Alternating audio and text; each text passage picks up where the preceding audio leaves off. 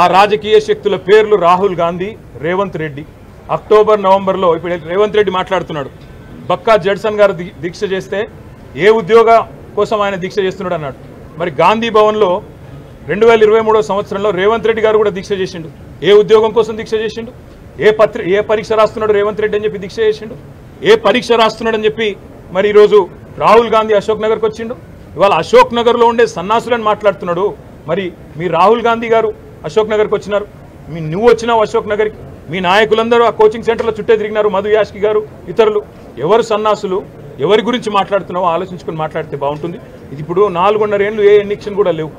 ఈ 4.5 ఏళ్ళు ఎలక్షన్లు లేనప్పుడు మాకేమి రాజకీయ ప్రేరితమైన ఉద్యమాలు కానీ వాళ్ళని రెచ్చగొట్టాల్సిన అవసరం కానీ లేదు. మీరిచ్చిన మాట మీరు నిలుపుకుంటలేరు కాబట్టే ఇవాళ పిల్లలు రోడ్డు ఎక్కుతున్నారు.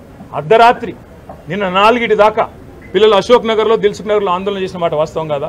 ఉస్మానియాలో వాళ్ళని ఇవాళ గొడ్లను ఈడ్చుకపోతూ ఇవాళ అరెస్టులు చేస్తున్న మాట వాస్తవం కాదా?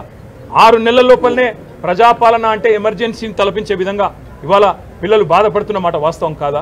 వాటికి సమాధానం చెప్పే సత్తా లేక ఇవాళ నోటికొచ్చినట్టు వాగడం కాదు ముఖ్యమంత్రి గారు. ఇంకా ప్రతిపక్షంలో ఉన్నట్టుగానే మాట్లాడుతున్నాడు రేవంత్ రెడ్డి. ఒక ముఖ్యమంత్రిగా గౌరవంగా తెలంగాణ పిల్లల గురించి మాట్లాడితే ఆయనకు మంచిది, అందరికీ మంచిది, రాష్ట్రానికి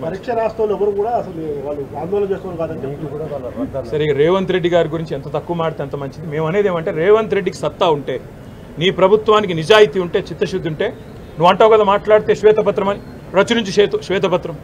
ఎన్ని నోటిఫికేషన్లు ఇచ్చినావు తెలంగాణ వచ్చినాక? ఎన్ని ఉద్యోగాలు భర్తీ చేసినావు? నువ్వు చెప్పిన 2 లక్షల ఉద్యోగాలు, నువ్వు చెప్పిన జాబ్ క్యాలెండర్లో ఎన్ని మాటలు నిలబెట్టుకున్నావు? స్పష్టంగా ఒక శ్వేతపత్రం ప్రచురించి మీరు చెప్పాలని చెప్పి నేను డిమాండ్ చేస్తాను. Thank you.